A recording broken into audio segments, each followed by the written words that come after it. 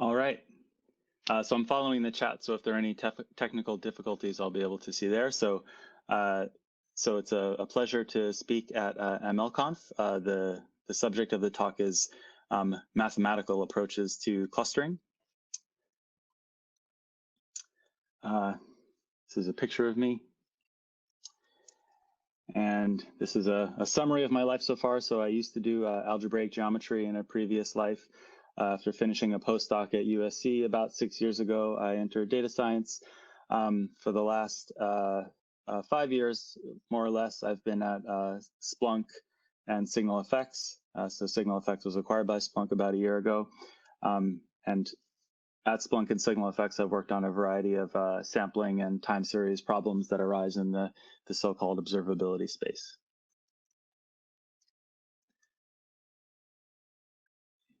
This is a slide about forward-looking statements that I'm obligated to show. All right. So the overall goal of this talk is to give a mathematical treatment of what might be a familiar topic, which is clustering. And so I'll start with a geometric view and then move into a more axiomatic approach, culminating in Kleinberg's impossibility theorem, and then provide a rather different mathematical view, which might be called a functorial view, provided by Carlsson and Memoli.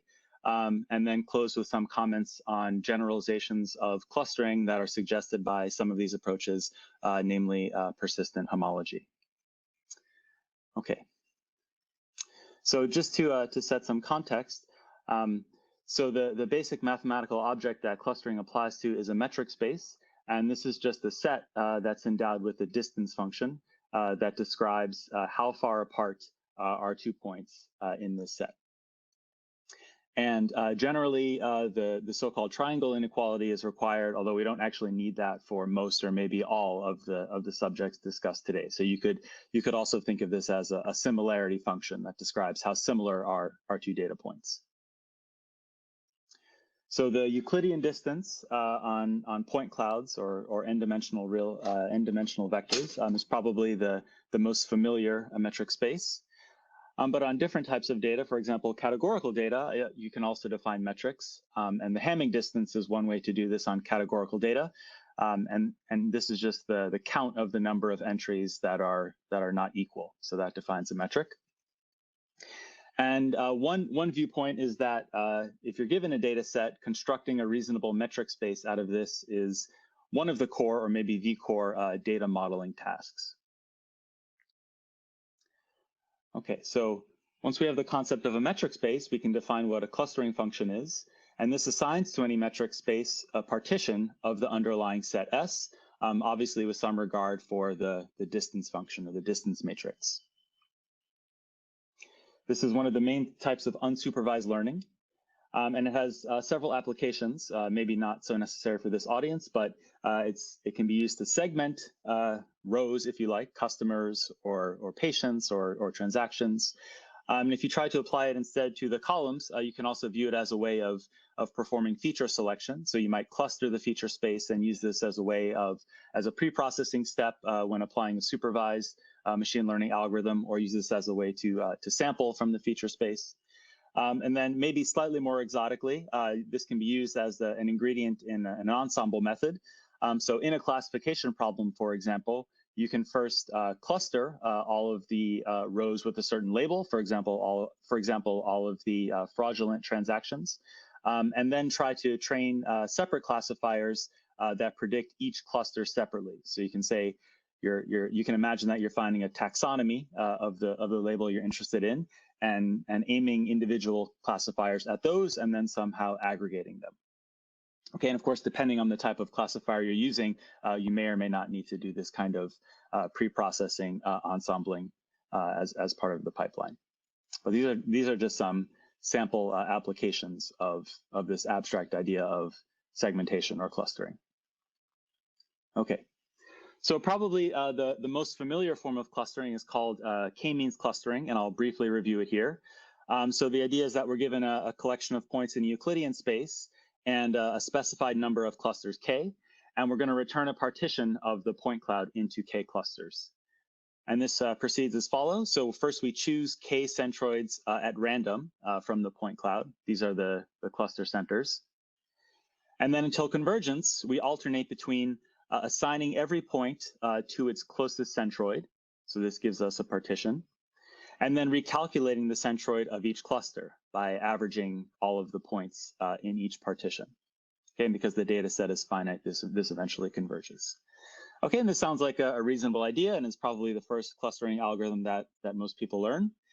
So let's kind of see how it looks. So I made a very interesting raw data set. It has 4 clusters, as you can tell. So we can see what happens when we apply K-means to it. So if we tell K-means to find 2 clusters, well, of course, it's not going to get the right answer, but it does a reasonable job of breaking the data set into 2 pieces. We can ask for 3, and then it finds these 2 on the right, which are relatively well separated, and still groups the 2 on the left together. And of course, when we tell it the correct number of clusters, it gives us the correct answer. So that's great. But let's make not even that much more of a more interesting example, but just something a little more exotic. So let's have some strips. Okay. So we'll generate a number of strips, a certain number of strips where the y coordinate will range between 0 and 1, and they'll be the strips will be centered over x equals 0, and then 0.1 and 0.2 and so on, plus a little bit of noise. So we're just sampling from strips like this. Okay, so this is 2 strips. This is 5 strips. You know, nothing too hard. Most people would say, okay, there are obviously 2 clusters or 5 clusters in this example. So let's see what Kmeans has to say about it. Okay, so we do 1 strip. Of course, we get 1 cluster. We make 2 strips. We tell Kmeans to find 2 clusters. It finds 2 clusters. Unfortunately, it kind of sliced the data the wrong way. So the cluster labels are the coloring. So it sliced it into the purple and yellow. Okay, maybe this is an artifact of the small k, though. Maybe if we increase the number of strips and increase k, we'll get a better answer. So let's try 3. Doesn't look so good. Let's go to 4. Again, not so good. 5, still not so good, although now we get this nice yellow strip in the middle, going the wrong way, unfortunately. And then, okay, we can keep going with 10, with 20. And so if you kind of look at these examples, I think what sort of emerges is that the K-means clustering kind of has an idea of where the data is, right? And then it has its own idea about what the geometry should be. So in this case, it says, well, all the data is more or less sitting inside the unit square, but I have my own idea about how to break up the unit square into 10 pieces. And I'm going to chop it into tiles, right? Or if I have to chop it into 20 regions, I'm going to break it into small convex regions, which are in which the small convex regions, even if the data itself doesn't have this nice property where the ranges of the x and y values are relatively similar, right? And so the problem with this example is that there are some distances within clusters that are relatively far. If you look at the tops and bottoms of the strips, which are relatively far, relative to the distances between the clusters. So the first 2 strips are close to each other, but there are points within those clusters that are relatively far away. And this is a type of geometry that K-means is simply not able to handle. So it kind of wants to cut this data set into a 5x4 tiling roughly, but that's not how the data is actually organized. Okay, and that suggests that maybe we should take the geometry of the data set more seriously, and that K-means K-means has its own idea of what the geometry is, but we don't want to bake that into the clustering algorithm. Okay, and so there's a motto proposed by Carlsson and Memoli, which says that clustering is the statistical counterpart of taking the path-connected components of a topological space. Okay, and this is trying to take the geometry and the topology of the space a little bit more seriously and treat it as a first-class concept. So in the world of math, you have well-defined regions. Maybe these are described by some explicit inequalities on some coordinates, and then you decide to fill them in. And then one thing you can compute on a set like this is the set of path components.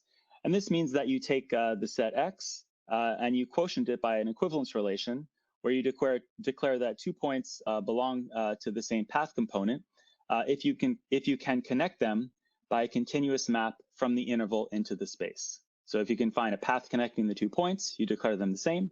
And then the equivalence classes are your path components. So if you apply that to this set, of course, you'll get 4 path components. Okay.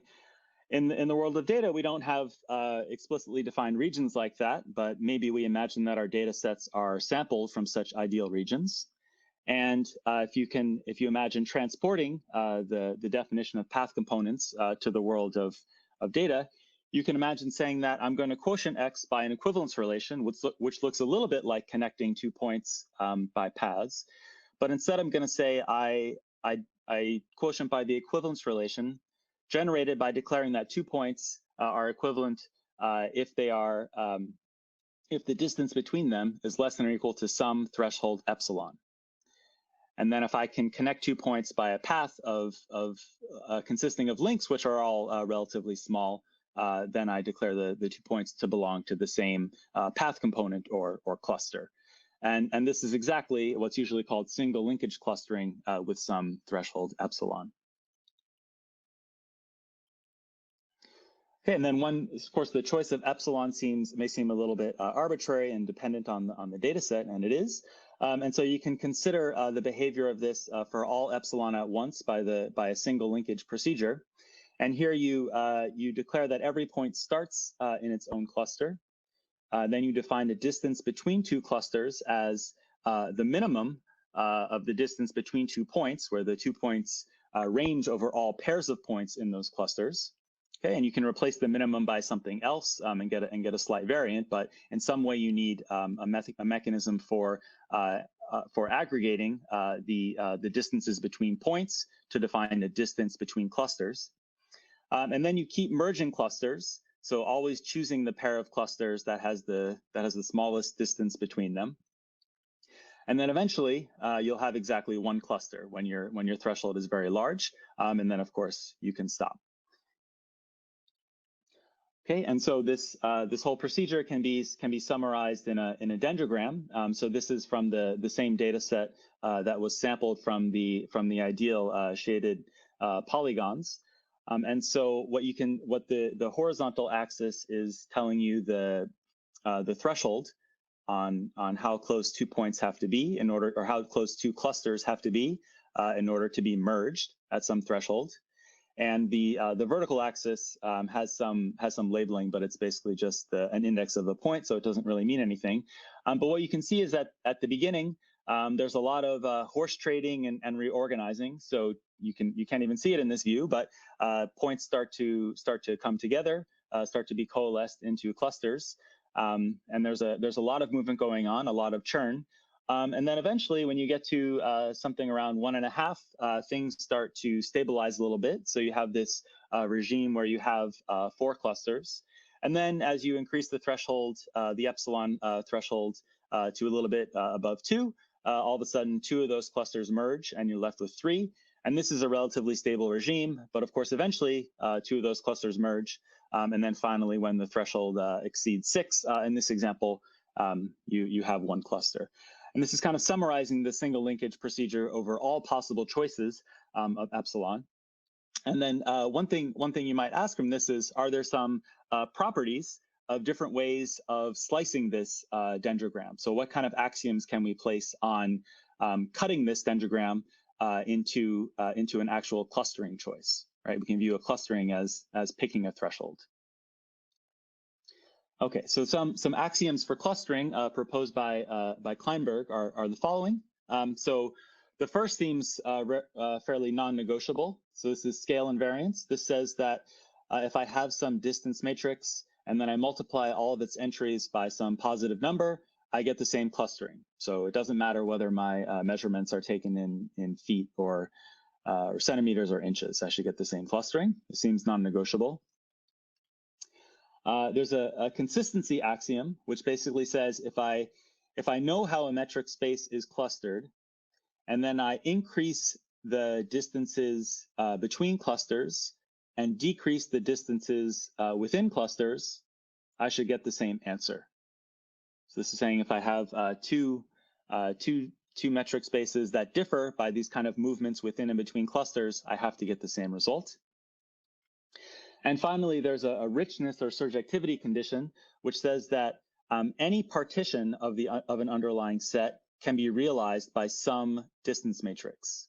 In other words, if I have 20 points and I would like a clustering with sizes 7, 7, and 6, surely I can write down some distance matrix such that when I apply the clustering algorithm to it, I get 7, 7, and 6, right? Just make 7 points really close together, another 7 really close together but far away from those 7, and then the remaining 6 close to each other but very far away from the other two centers. Surely I can write down some distance matrix that realizes any partition.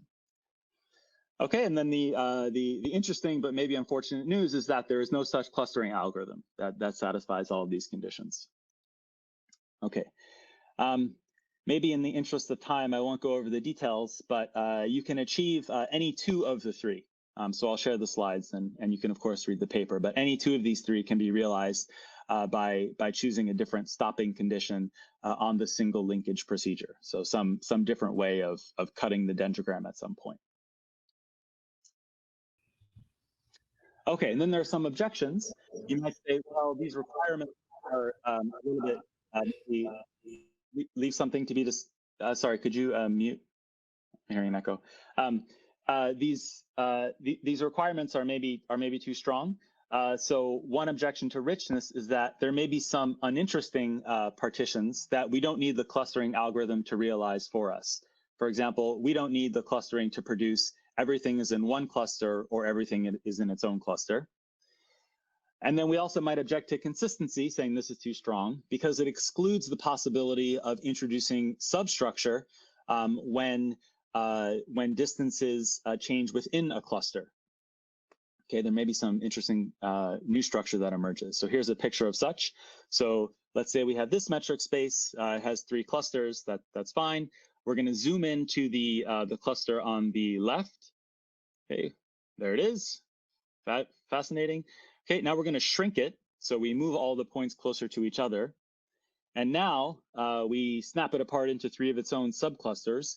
So if you imagine replacing the original picture of 3 clusters, or replacing in that picture, in the cluster on the left, this substructure, the consistency axiom would say you still have to get 3. But maybe a better condition is that, well, you have to keep those 2, but you should be allowed to, you can keep the 2 that you didn't change, but you should be allowed to refine this cluster into 3 smaller clusters. Okay, and so if you make this relaxation that basically says you can't merge, but you can refine clusters when you have 2 metric spaces that can be compared in that way. And that you don't have to realize any partition, but you can exclude some trivial ones. Then there is a clustering function satisfying those, satisfying scale invariance and the relaxed consistency and richness conditions.